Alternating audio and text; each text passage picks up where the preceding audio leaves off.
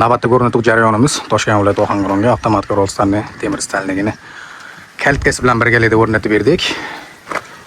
Darvozamiz bo'yi 350 ga, eni 385 bo'lgan. Hozir mana ish jarayoni o'tibdi. Ichkarisidan ham ko'rsatamiz. Orqa holatidan bu ko'rinishi. Svet bo'lmaganda rushnoy holati, katta radioblok.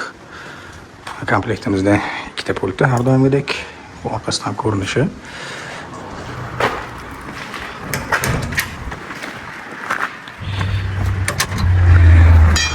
Ma'lumot o'rnida aytib o'tamiz. Darvozamizni narxiga keladigan bo'lsa, kvadrat $90 dan $140 bo'ladi.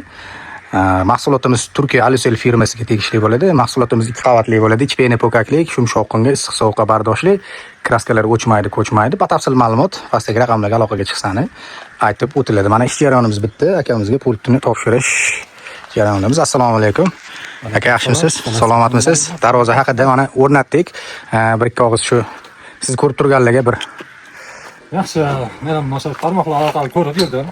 Avtomatik darvozalarni keyin tarmoqqa telefon qildim bolalarga. Yaxshi, ishlari zo'r, sifatli. pultni topshiramiz aka.